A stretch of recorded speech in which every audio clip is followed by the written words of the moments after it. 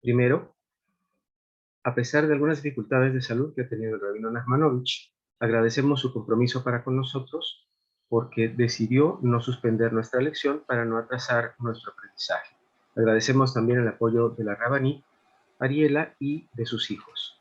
La clase se llevará a cabo, pero la sección de preguntas, que por favor sean únicamente del tema de hoy y que sean escritas únicamente también a info@betmidrashlapidayadut.com info@betmidrashlapidayadut.com para ser leídas. Queremos también avisarles que la clase concluirá un poco más temprano por lo anteriormente expuesto. Rabino Rubén, nuevamente muchas gracias y quedamos con su shiur. Buenas noches. Buenas noches, queridos amigos. Ante todo, antes de comenzar el shiur, recibí la triste noticia de que mi amigo el rabino Asher Barbanel no se encuentra bien de salud.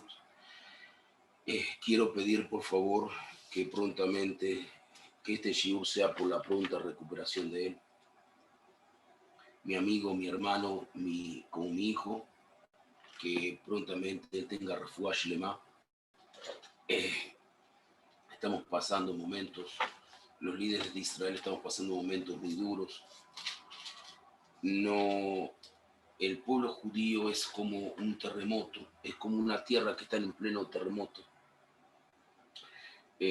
Muchas veces nosotros sentimos el sismo es en Quepos, en Loalenu, en Medellín, Loalenu, en Bogotá, en Cali, en México.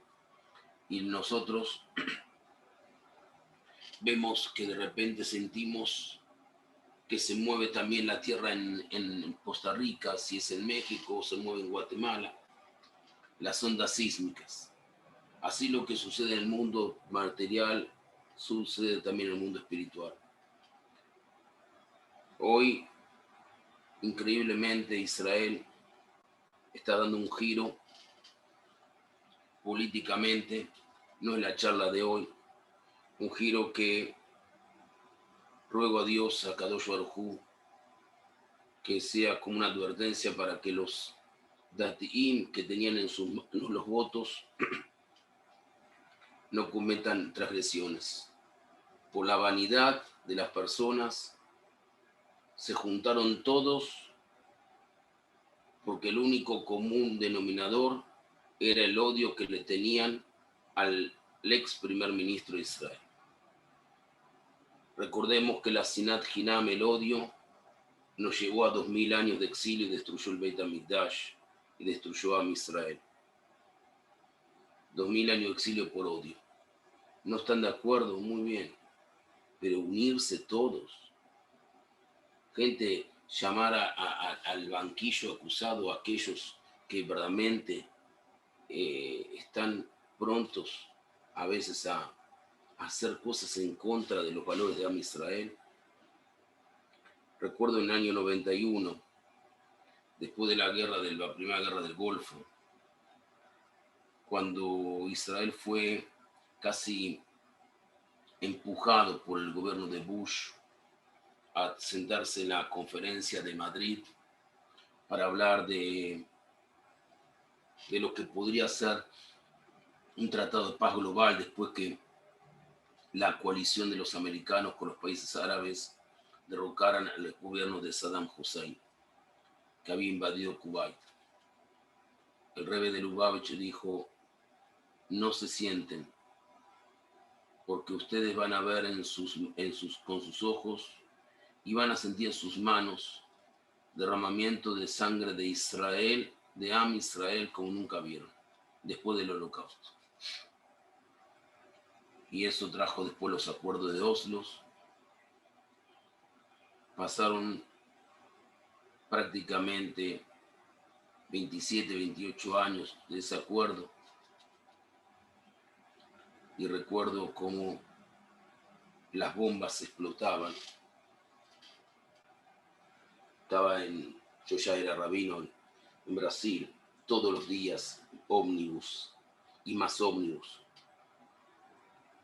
y lo hacían los atentados con las armas que el gobierno de Israel, por el Tratado de Paz, le entregó a la policía palestina. Y mataban jóvenes y mataban parejas en Yehud y Shomron. No podía creer lo que estaba viendo. Y sangre yehudí derramada, y hambre, y atentados en discotecas, en no discotecas, en universidad, en universidad. Quiera Dios que la gente tome conciencia de lo que sucedió ahora y esto simplemente sea una advertencia. Por otra parte, el actual presidente, el nuevo presidente de Israel, Herzog, Yitzhak Bugi Herzog.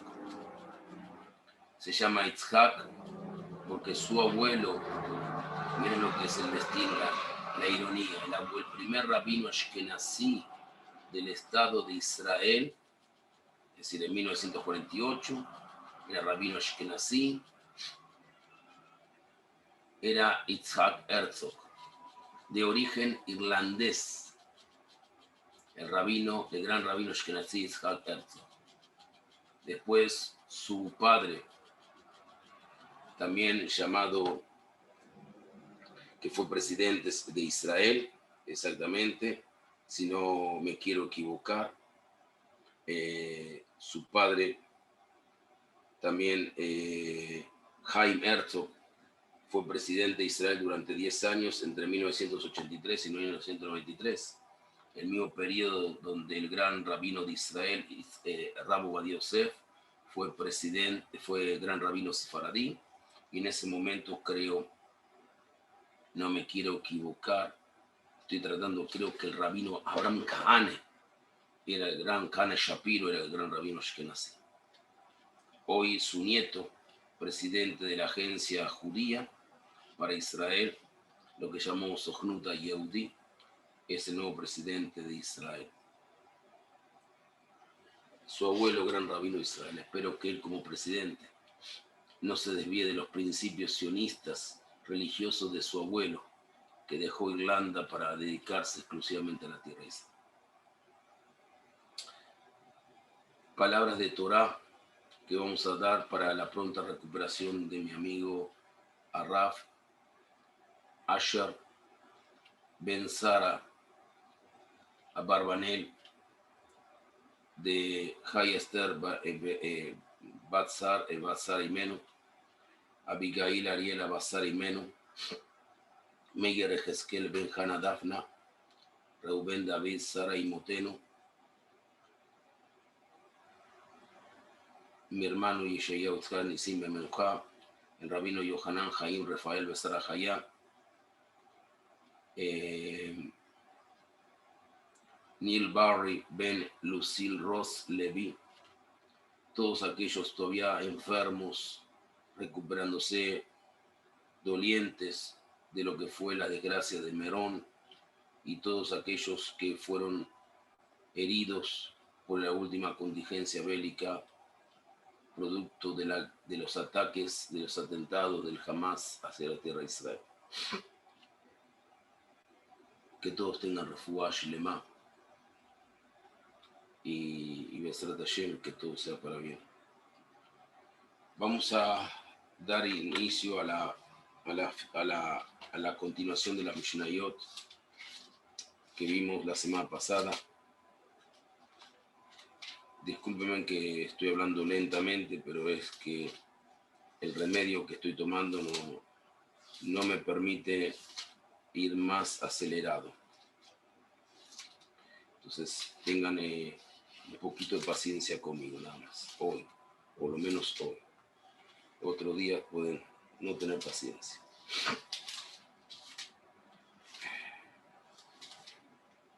Muy bien.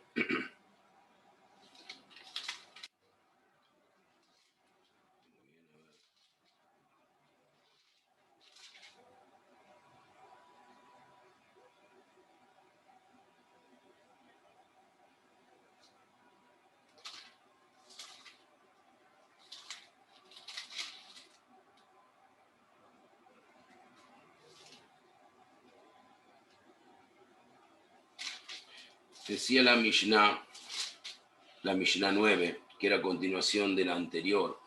Shimon ben Shattach Omer, Evir Mamela Hakor, et Edim, Bevir Zair Vidvareja, Shama Mitoham Ilmedu Leshaker. Shimon ben Shattach solía decir: interroga minuciosamente a los testigos y ten cuidado con tus palabras para que no encuentren en ellas motivos para mentir. Los testigos, los edim, tienen que ser personas de confianza. Pero estamos hablando aquí algo muy interesante, que no sea él, que no le demos lugar a que mientan. Entonces vamos a tratar de ver lo que quiere decir. Después vamos a un poquito a estudiarlo, a examinar. El juez tiene que insistir en la investigación de los testigos, porque todo depende de su testimonio. Así dijo Rabbenu Behaye Ben Asher, un célebre pensador judío del siglo II, siglo XI de España. El juez debe hacerlo todo lo posible para aclarar la verdad por intermedio de una serie ininterrumpida de preguntas. Así el testigo no puede inventar y no podrá inventar toda clase de mentiras. Así dijo Rabbi Shmuel de Ozeda. ¿Cómo podemos saber si una persona habla la verdad? Si puede repetir una y otra vez un mismo testimonio sin hacer pausa alguna y con clara fluidez, eso es señal de que sus palabras son veraces, ya que teniendo limpia su conciencia y al poseer buenos sentimientos no le faltarán expresiones y pruebas que saldrán de su corazón. Sin duda alguna entrarán en el corazón. En cambio, si la conciencia no es pura, si de su boca salen mentiras, todo parecerá artificial, programado de antemano. Sus pausas serán largas, buscará palabras y no las encontrará, buscará argumentos que nacen en el cerebro y no en el corazón. En definitiva, será todo como una obra de teatro. El Sanedrín, el gran tribunal de Yerushalayim, los testigos eran interrogados severamente. Así leemos en la Mishnah, los testigos son interrogados sobre 7 cosas. ¿En qué año del periodo sabático tuvo lugar el hecho? ¿En qué año? ¿En qué mes? ¿En qué fecha del mes? ¿En qué día de la semana? ¿A qué hora? ¿Dónde ocurrió el hecho? Además se le pregunta, ¿reconoces a este hombre como autor del delito? ¿Le advertiste de que lo que iba a hacer era un crimen? Y cuando se trata de un caso de idolatría se le formulaban 2 preguntas adicionales. ¿Qué ídolo adoró y cómo lo adoró? No sea que de ellas aprenda a dar falso testimonio, pues de tus palabras entenderán tus pensamientos y dirán cosas que no sucedieron para salir inocentes del juicio. Aquí hay algo mucho más profundo que solamente el juicio. Es ser elocuentes con lo que nosotros pensamos, ser honestos. Muchas veces, no, rabino, usted no sabe, yo 20 años vengo estudiando Torah. Yo este curso que usted va a ofrecer no me sirve. Entre paréntesis, veo que están las jóvenes, muchas jóvenes de Colombia. Me gustaría que estamos ya iniciando junio, ya se ponen en contacto, no, lamentablemente el Rav Asher va a estar seguramente algún tiempo de reposo, pero que no mucho, pero sí con Pinjas para que ver cuando comienzan el curso de Mitzvah con la Murariel. Pero eso es otro tema. Aprovecho nada más para decirlo. Muchas veces escucho, no, Rav, ¿qué me pueden enseñar? Yo vengo estudiando hace 25 años. Y le haces una sola pregunta. Yo escucho gente, no, yo estudié con rabino, estudié con esto, y le hago una sola pregunta. Una sola pregunta, ¿cómo se hace té en Shabbat? Una sola pregunta. ¿Qué pasa si con un cuchillo de queso, que corta queso, de repente corto carne? ¿Qué sucede? ¿Qué sucede? Y puedo decir que el 99% de personas me van a responder errado. ¿Cómo? Claro, rabino, si el cuchillo de queso cortó carne, la carne hay que tirarla y el cuchillo también. Esa es la respuesta más conocida. ¿Ah, sí? Y si el cuchillo era de el cuchillo estaba cortando carne en frío. Es lo mismo, Ra. No, porque hay temperaturas, hay árzole de voz. En el calor hay una transmisión del sabor. En el frío no hay transmisión de sabor. Si el cuchillo pasó más de 24 horas sin que se lo utilice con leche, entonces no es ben yomó, no es del día, es no ben yomó. Y así podríamos encontrar. Esto nos enseña que cuando nos hace una pregunta, cuando a un rabino se le hace una pregunta y el rabino contesta inmediatamente, o es un genio, o está contestando erradamente, tiene que pensar. Lo mismo sucede cuando nosotros somos testigos de hechos. Muchas veces vemos algo,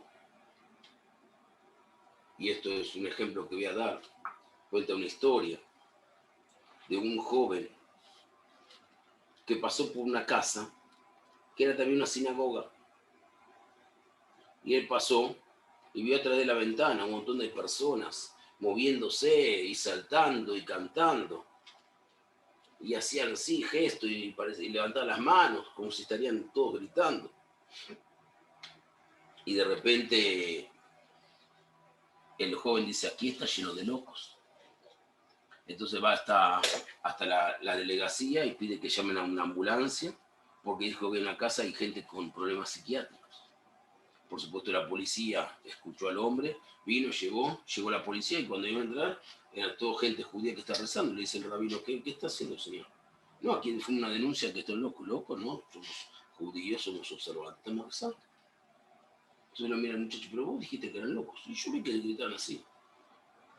Pero vos escuchaste lo que estaban diciendo. No, yo solamente vi, pero ¿cómo no escuchaste? No, porque yo soy sordo. Ah, no escuchaste y sacaste conclusiones precipitadas de lo que vos viste. Y sí, ese es el grave problema, eso es lo que quiere decir en esta Mishnah. Vamos a interrogar, vamos a sacar conclusiones, vamos a buscar la verdad.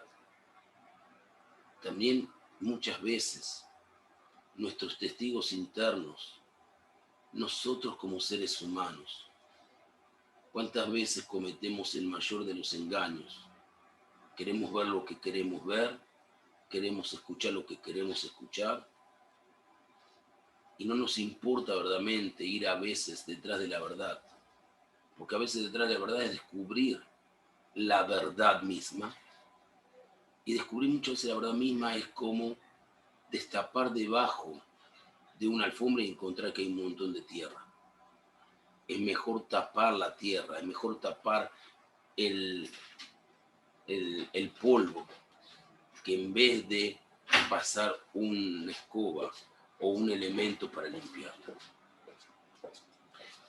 Pensemos por un minuto lo que dije.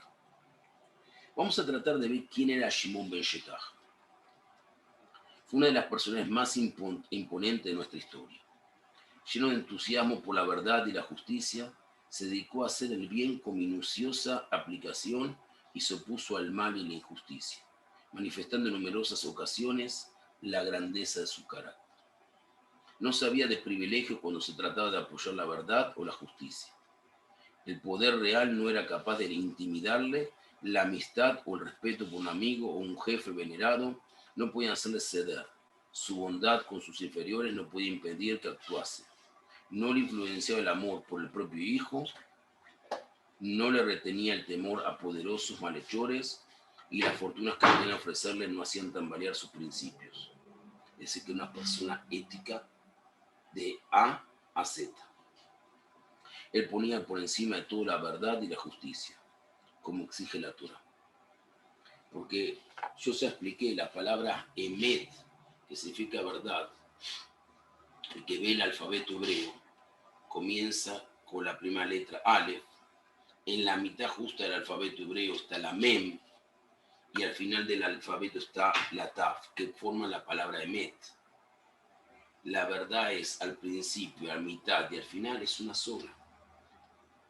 La mujer o está embarazada o no está embarazada, no está un poquito embarazada. ¿Qué te pasa? No, creo que estoy un poquito embarazada. ¿Cómo es un poquito embarazada? Estás de 3 meses, pero le vamos sin descuento hasta un mes y medio. No. La persona, ¿cómo estás? Estoy un poquito resfriado. No, no estás un poquito resfriado. Estás o resfriado o no estás resfriado. ¿Cómo estás? Enfermo. ¿Cómo estás? No, estoy enfermo. Como lo dije recién, estoy enfermo. Estoy cuidándome la salud. Hay que cuidarse. Es verdad, uno puede hacer un esfuerzo, pero hacer el esfuerzo no disminuye la situación. Lo único que hace es darle valor a lo que la persona es en pro de algo. Pero la enfermedad está. El hambre, ¿cómo estás de hambre? Tú un poquito de hambre. ¿Cómo un poquito de hambre? ¿Qué es un poquito de hambre? ¿Vas a comer 100 gramos de carne? Esto de a veces no ser totalmente transparente y poner esos peros y peros y peros y peros y peros y peros y peros, nos hace a veces tirarnos nuestra propia credibilidad. Y cuando nosotros tiramos la credibilidad, nos estamos olvidando de nuestras actitudes. Voy a contar algunas anécdotas de esta vida que acabamos de evocar en grandes rasgos. Los saduceos, uno de los grupos que había estado los fariseos, los saduceos, los esenios, enseñan que los falsos testigos solo pueden ser juzgados si la persona falsamente ha sido efectivamente ajusticiada. Es decir, los saduceos decían que la persona que acusó falsamente a alguien y esa persona que fue acusada fue de alguna forma u otra ajusticiada injustamente, entonces el que prestó juramento en falso tiene que ser ajusticiado. Pero si no fue así, si el testimonio falso no llevó a algo peor, no hay que hacer nada. Con el fin de crear un precedente, Yehuda ben Tabai condenó a muerte a un testigo único, convicto de falso testimonio cuya declaración no hubiera podido provocar la ejecución del reo por sí solo. Entonces Shimon ben Shetach se alzó con él diciendo: verdaderamente tendrás que pagar por esto igual que si hubieses derramado sangre inocente. Pues nuestros sabios enseñan que los falsos testigos no pueden ser ajusticiados a menos que ambos sean convictos de falsedad y que solo sufrirán el suplicio de la flagelación si se demuestra que ambos han mentido. Estas son exactamente las palabras del Talmud Yerushalmi, del Talmud Jerusalomitano. El Babli contiene la variante siguiente. El Talmud babilónico contiene la siguiente verdad: has derramado sangre inocente. Enseguida Yehuda ben Tabai reconoció su error y a partir de entonces se puso bajo las órdenes de su colega, hasta decir, absteniéndose de dictar sentencia como no fuera en presencia de Shimon ben Shetach. Vivió hasta el fin de sus días arrepentido y penitente. Visitaba la tumba del malogrado falso testigo y se dejaba caer sobre ella, llorando tan fuerte que su voz podía oírse desde lejos. Es decir, que Yehuda ben Tabai reconoció que el error de haber ajusticiado a uno fue una parcialidad. Tenía que haber ajusticiado no solamente al que prestó falso testimonio, sino también a la persona, ¿no?, que lo llevó a hacer eso. Shimon ben Shetach asumió entonces el cargo de nazí, de dignatario, que lo obligó a cumplir con tristes obligaciones. En cierta ocasión, un esclavo del rey Janeo cometió un crimen y a consecuencia de ello el rey tuvo que comparecer ante el Sanedrín. Se sentó en un trono que mandó a instalar en la antesala enlosada del santo templo. Shimón le dijo entonces: levántate, rey Janeo, no ante nosotros, sino ante el amo del mundo, que ha dicho en el libro de Deuteronomio, capítulo 19, versículo 7, y los hombres se pondrán de pie ante Dios. Y el rey contestó: no haré lo que digas tú, dijo Shetach, sino que lo que decían los demás jueces. Los jueces formaban un semicírculo con el rey en su centro. Shimón miró hacia la derecha, pero los jueces que estaban a la derecha no se atrevieron a confirmar lo que era cierto, por temor al rey. Bajaron la cabeza y miraron al suelo. Shimón miró hacia la izquierda, y los de la izquierda también bajaron los ojos. Entonces Shimón dijo: ¿teméis pues a un hombre más que a Dios? Entonces que aquel que conoce los pensamientos haga caer sobre vosotros en la punición merecida. Y Dios envió a un malaj, a un mensajero, y los temerosos jueces murieron en el acto. Seguidamente el nuevo Sanedrín sustituyó una prescripción religiosa, en virtud de la cual ningún rey pudo, desde aquel momento, ser convocado ante un tribunal. Es decir, aquí eso es muy fuerte. Estamos hablando de que un hombre que tenía tantos principios de la verdad que hasta Dios escuchaba sus expresiones. Pero aquí también nos está enseñando algo. Cómo la lengua, cómo la boca a veces puede hacer algo. Hay un episodio muy interesante en el libro de Shoftim, en el libro de jueces, que hay una discusión al final entre los comentaristas sobre el juez Iftach. El juez Iftach, el Shofet Iftach, se caracterizaba, dicen los comentaristas, de no ser una persona muy iludida, muy conocedora, muy versada en varias formas de pensar, en varias formas de actuar. Y él fue a la guerra como juez, como líder, llevó al pueblo al triunfo y él dijo: si triunfo y derroto al enemigo de Israel, lo primero que salga a mi encuentro lo voy a ofrendar a Dios. Dice el comentario, dice también un poco el libro de Shoftim, el libro de jueces, que salió la hija. Algunos dicen que la sacrificó, otros dicen que la ofrendó, otros dicen que la encerró, otros dicen que la mandó al destierro. Pero tenemos que tener cuidado. ¿Cómo vamos a decir cosas que después nos podemos arrepentir? Por lo tanto, aquí Shimon Beshetach nos enseña: ustedes son jueces, ustedes tienen que juzgar y tienen más miedo de un rey que del hombre. Esto es un mensaje. Hoy en día en los países populistas, los jueces tienen más miedo de las sentencias de los gobernadores dictatoriales y populistas que de las leyes que ellos han prometido y cumplir, que han prometido honrar y para los cuales estudiaron, para los cuales fueron escogidos, para la cual la sociedad tiene pensado. Cuando nosotros vimos el libro de Víctor Hugo, Los Miserables, si no me equivoco, veo que está aquí Andrés, también está Ariel. Imagino que todos habrán escuchado el libro de Víctor Hugo, que retrata un poquito la Francia previa a la Revolución Francesa. Si es así, Ariel, si estoy errado, por favor me corriges. Y en ese libro vemos que lamentablemente una de las cosas que se observaba, que retrata muy bien Víctor Hugo, es que la justicia no funcionaba. Se había convertido todo en la ley de la selva, donde los seres humanos no tenían quien los proteja.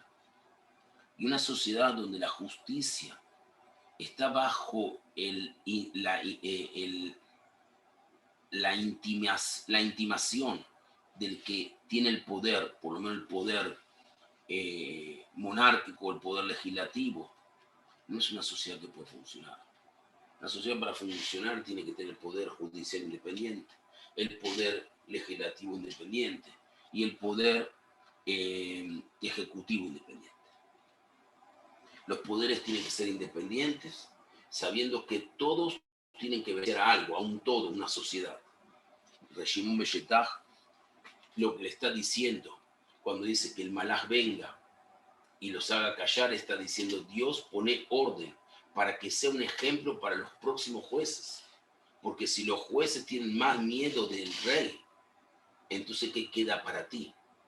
Si la Torah está supeditada a los caprichos de los hombres, esto no es correcto. Por eso cuando vienen algunas autoridades rabínicas, no importa de qué línea es, y ellos creen que lo que hay que hacer es correcto, y cuando viene un rabino y le dice que no es correcto, le voy a dar un ejemplo. Le voy a dar un ejemplo a ustedes que seguramente esto es una bomba. Lo iba a pasar por audio, pero la verdad que no tuve mucho mucho tiempo de audio, eh, pero le voy a dar a ustedes algo que se van a quedar impresionados para que vean cómo todo lo que estudiaron eh, a veces están, em,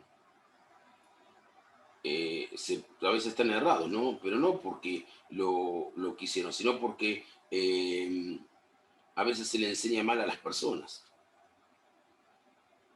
Entonces, quiero mostrarle a ustedes, le voy a dar esta ley judía. Para el que no la entiende, me para y le dice: una persona que va a comer pan, desde untarlo primero en sal, una persona, perdón, la persona que va a comer pan debe untarlo primero en sal. ¿Por qué? Porque se dice que la mesa donde nosotros comemos es el altar. Y nosotros no comemos por solamente impulsos eh, biológicos, impulsos animalescos.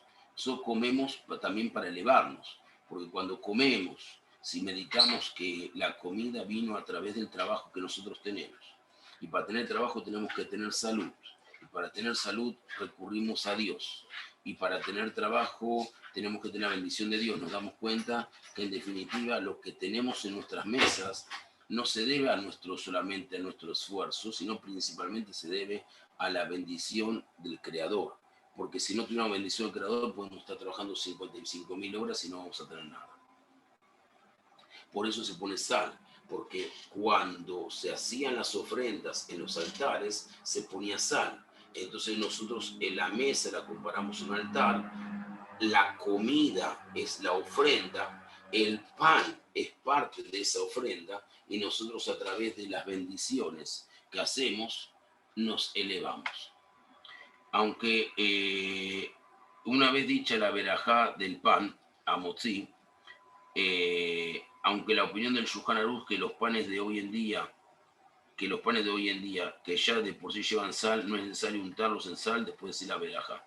Es decir, muchos hoy en día, como ya los panes, las panaderías le colocan sal al pan, entonces dice que ya no es necesario muchas veces después de decir la bendición untarlos, tirarles sal para poder comerlos. Pero nuestra costumbre, según la Kabbalah, según la mística, es de untar el pan, incluso los de hoy en día, en sal. Porque también la sal sirve como para ahuyentar el mal de ojo, para que nadie diga, va, mirá cuánto dinero gana, mirá cuánto dinero, mirá la mesa suntuosa que él tiene, para evitar el Ain Hara, el mal de ojo. Si no tuviera sal, lo untará en cualquier alimento que tenga sal. Y aquí viene la ley. Ariel cuando escuche esto va a decir, wow, no aprendí nada en mi vida. No porque Ariel no aprendió, pero digo Ariel, perdóname Ariel, porque yo sé la expresión que vas a tener. La segunda ley, la persona que se lavó las manos para comer pan, diciendo la verajá, la bendición de Netilat Yadayim, la bendición que es no solamente el lavado de las manos, sino en la forma de Netilat, quiere decir elevarse, nos tiramos agua de una forma u otra a través del agua que representa pureza, representa vida, elevamos nuestras manos, que son las que son el medio de comunicación, medio de trabajo, medio de caricia, medio de contacto. Y antes de decir la verajá de Amotzile Geminaar, antes de decir la verajá, la bendición al respecto del pan, habló sobre cualquier tema, no debe volver a lavarse las manos, sino que dirá la bendición del pan correspondiente. ¿Y por qué? Porque según la ley no está prohibido hablar entre el lavado de las manos y la bendición del pan. Pero es bueno y correcto de cuidarse de no hacerlo y decir inmediatamente, recitar inmediatamente la bendición, justo después de haber lavado las manos, sin hablar entre medio.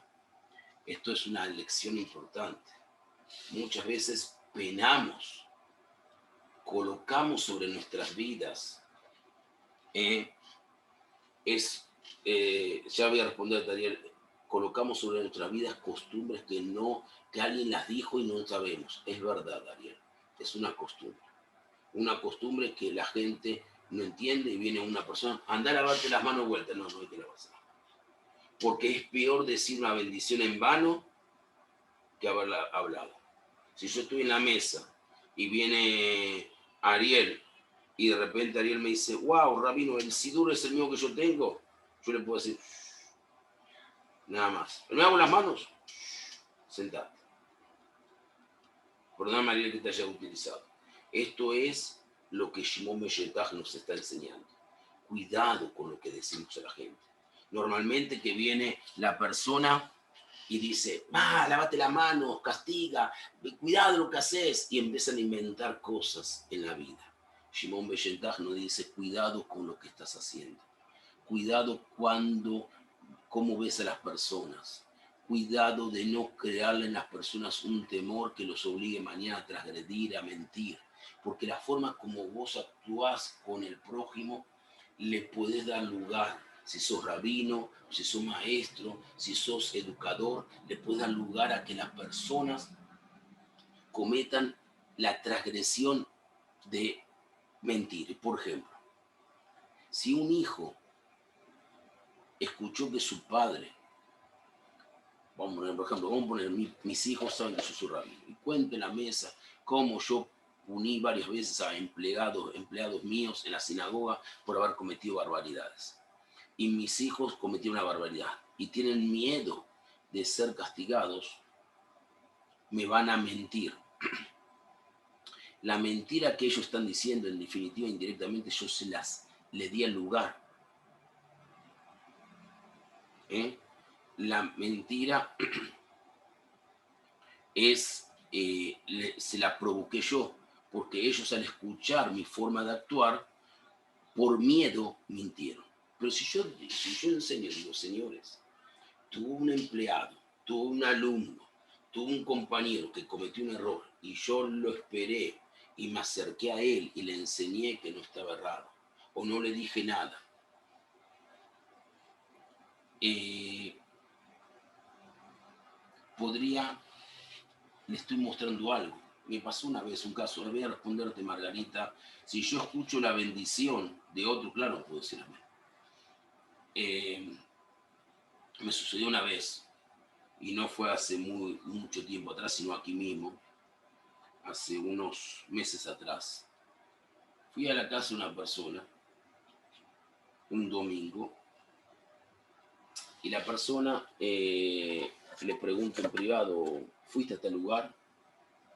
No, no fui. ¿Cómo voy a ir? Yo sé que te puede molestar y vos venías para aquí, yo no voy a ir. Como una hora después, estábamos en la mesa, tomando café con mi esposa y otras personas más, y mi esposa le pregunta a la esposa de él, bueno, entonces, ¿cómo fue? ¿Fuiste al final? Claro, fui. Fui con él hasta el lugar. Yo no le dije nada a mi esposa, no le dije nada a nadie, no dije nada. Dejé pasar, ni dije nada. Pasados 2 meses me encontré de casualidad con la persona en un supermercado. Y cuando no había nadie, le digo, ¿te puedo decir algo así? No es necesario que me engañes. No es necesario que me tomes como un niño diciéndome que no fuiste a tal lugar para que yo no me sienta mal. Porque peor es descubrir que vos estás mintiendo. Porque la mentira me crea un grado de desconfianza en tu persona. En cambio, la verdad es la verdad. Me puede gustar, no me puede gustar, pero por lo menos no puedo decir que vos no sos sincero conmigo. Pero no se lo dije en público, no lo dije a nadie, esperé, pasó un tiempo, Dios me permitió encontrarme y cuando se lo dije, lo llevé a un costado, no había nadie, estábamos solos. Y le dije, no es para ofenderte, seguimos siendo amigos, solamente te lo quiero decir como una enseñanza. Y por eso tenemos que ser muy coherentes y muy ecuánimes con la forma que tenemos para expresarnos. Y en esta alajá que yo conté, esta ley que yo comenté, que es muy común que la persona pueda cometer el error de hablar, porque a veces quiere decir algo, no hay que penar a las personas, no hay que coaccionarlas, cometió, ok, muy bien. Le haces un gesto, una sonrisa, que no hable y que se siente y que haga y escuche la bendición del pan. Y después, en algún momento, no en ese mismo día, cuando ya pasó el hecho y están solos o hay una oportunidad para hablar, enseñale esta ley. Enseñale esta ley para que él no cometa el mismo error, pero no lo hagas pasar vergüenza. No te pongas como juez de la verdad delante de la gente. No te impongas como el único que tiene razón, como si fueras dueño y señor de la verdad. Porque no estás educando, estás destruyendo.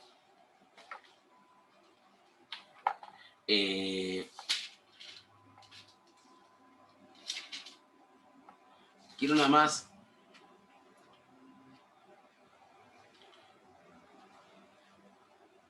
fieles al precepto de los sabios de la gran asamblea, alzado un cerco de la Torá, que significa instituir reglamentos, para que la ley sea respetada constantemente.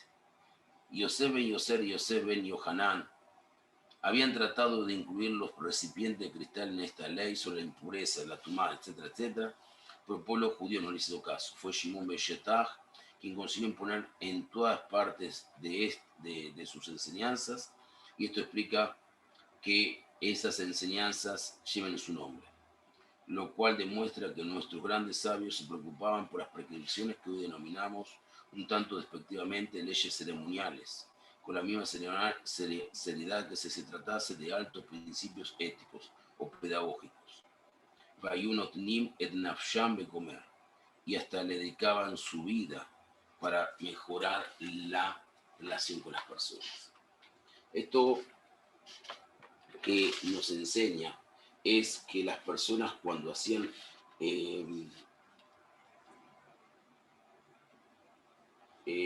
cuando enseñaban algo, buscaban que era para no castigarlo, sino para que aprendan.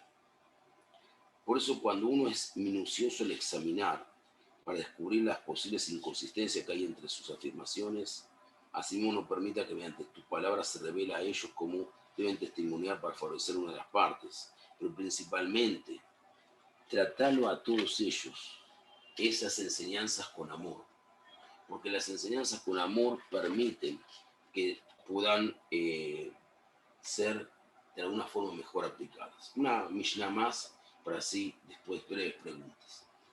Shemayá y Abtalión recibieron la tradición de ellos. ¿De quién? De Yehuda ben Tabai y Shimon ben Shetach. Shemayá dijo, ama el trabajo y aborrece ocupar cargos altos y no entables amistad íntima con las autoridades. Parece que está hablando de nuestros días. Shemayá y Abtalión, ¿quién eran?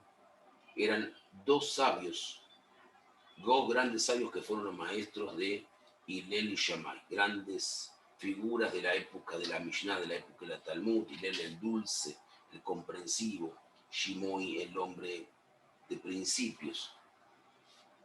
Pero Shemayá y Abtalión eran personas no nativos judíos, sino que se habían convertido al judaísmo.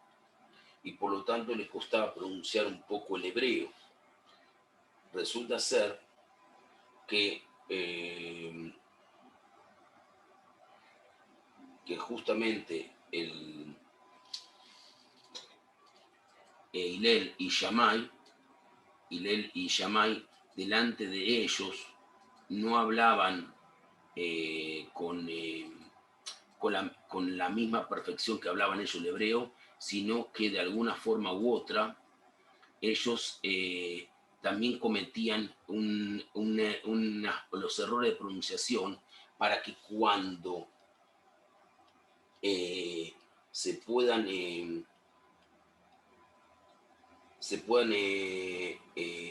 sentir frente a ellos, no se avergüencen.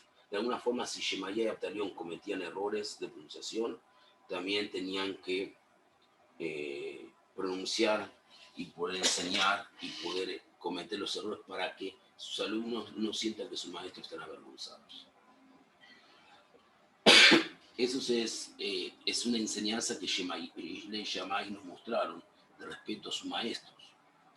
Entonces, dice, Shemayá decía eso, y las enseñanzas de Abtalión instruyen a poder mantener la independencia moral. Quien trabaja y tiene un ingreso propio no está sometido a influencia de otros. Si fuera el caso que lo mantiene, asimismo el ocupar un cargo alto puede conducir a la persona a creer que debe actuar de algún modo, diferente a lo que su conciencia dicta, para cuidar ese puesto que ocupa, y no es distinto en relación a la intimidad con la gente que está en el poder. A causa de esta relación es posible que la persona sea influenciada o presionada a actuar en contra de sus principios. Es decir, que la persona que no depende del poder, que depende de su trabajo, que no depende del favor del gobernante de turno, la verdad es una persona libre, porque él gana su dinero con lo que él hace, con su trabajo. ¿Mm? Entonces, y aquí voy a leer un poquito. Shemaya Abtayón era la cuarta pareja. Presidieron el Sanedrín al final de la época de los Hashmonaim, de los Hasmoneos, y al comienzo del reinado Ordus, lo que era Herodes. Los dos eran hijos de conversos descendientes del rey Sanjerif de Asiria. Abtalión, quien ocupó el cargo de presidente del tribunal, recibió su nombre, el cual significa padre, Ab, de los pequeños, porque Talia en idioma arameo significa pequeño. Él era considerado el padre de los huérfanos. Los dos eran considerados grandes eruditos de la Torá. Shemaya y Abtalión recibieron la tradición de los anteriores, de Yehuda ben Tabai y Shimon ben Shetach. El Taná viene a enseñarnos cuán importante es el trabajo, ya que trae bendición a los seres humanos, aunque no lo necesite para vivir. Por ejemplo, si posees bienes y riquezas, es por eso que aún en este caso la persona debe trabajar y alejarse del ocio, ya que esto lo llevará al aburrimiento y finalmente caerán en la transgresión.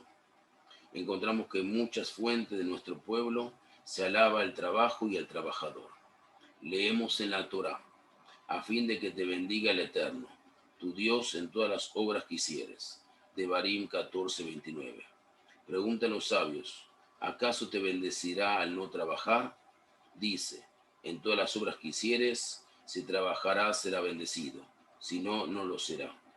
Dice Rabbi Shimon ben Eleazar: Adán, el primer hombre, no llevó nada a su boca hasta que se dedicó al trabajo. El versículo dice: y lo puso en el jardín de Edén para que lo trabajara y lo cuidara. Así está escrito en el libro de Bereshit, en el libro Génesis, capítulo 2, versículo 15. Solo después de todo árbol del jardín puedes comer. Capítulo 2, versículo 16 de Abod de Rabbi Natán.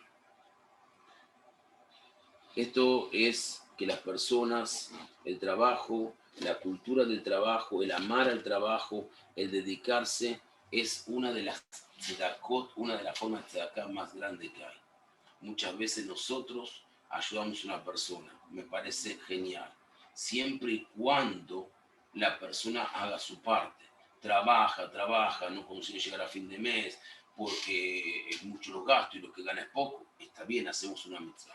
Pero si trabajamos y la persona va solamente a vivir de lo que reciba y no va a hacer nada de su parte, entonces lo único que estamos haciendo nosotros es crear la cultura del trabajo, del populismo, de los planes sociales, de crear que la persona, el gobierno, el Estado me da todo y yo no tengo que hacer nada. No, señor. La cultura del trabajo, enseñar a nuestros hijos que hay que trabajar, que hay que tener una responsabilidad. No importa si trabajas de tu casa, si trabajas en el campo, si recoges flores. Importante es que vos lo que haces, por lo que haces, recibís algo y te sentís hombre útil para la sociedad.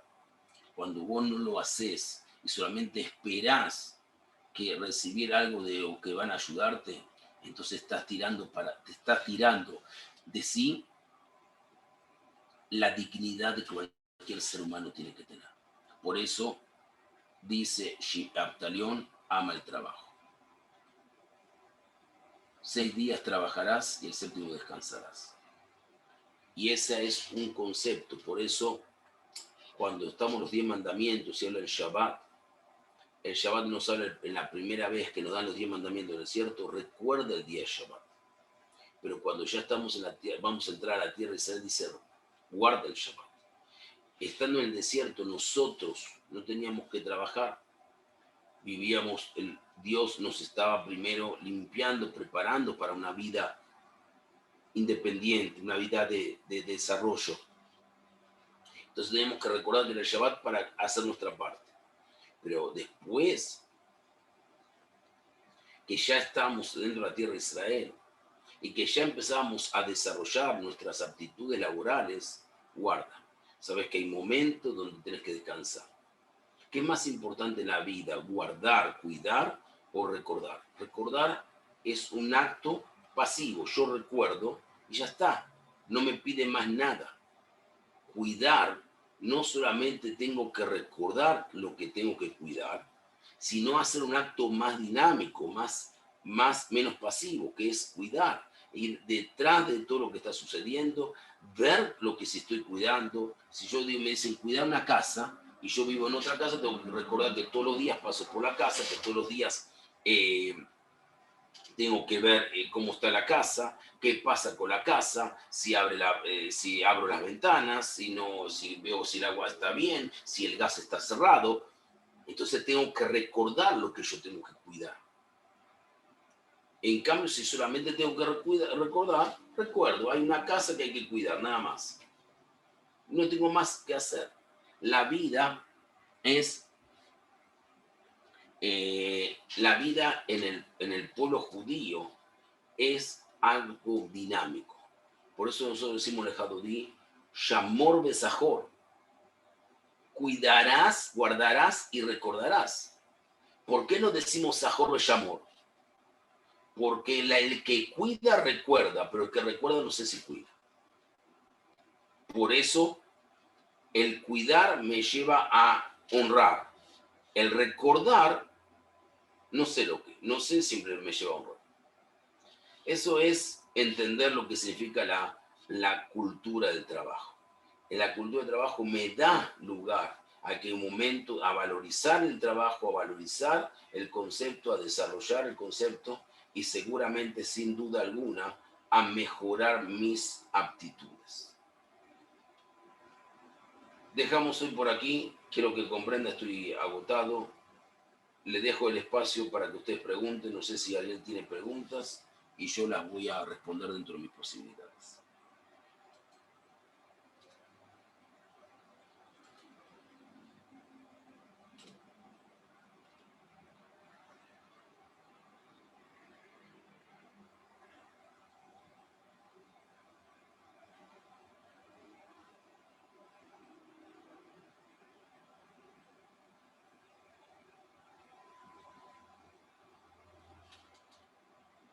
¿Sí?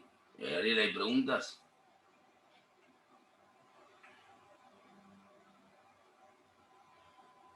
Respecto al término honrar Shabbat, no, el término honrar Shabbat no es el tema, Hayden, pero te voy a responder para que lo tengas simplemente. El honrar el Shabbat es a partir de guardar el Shabbat. Yo cuando guardo el Shabbat, entonces sé que tengo que recordar que es Shabbat y tengo que recordar que tengo que hacer el Shabbat y lo que no puedo hacer en Shabbat. El cuidarlo me lleva a recordar, por lo tanto me lleva a honrar. Solamente quien cuida, el que sabe que, es decir, el que tiene que honrar, el que tiene que respetar a alguien, cuida que el respeto exista. El recordar es una actitud muy pasiva. Es una actitud solamente yo recuerdo que es el cumpleaños de Haydn. Ok.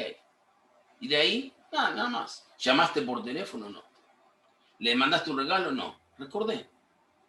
Pero si yo recuerdo y escribo y lo llamo, estoy cuidando que ese recuerdo no se apague.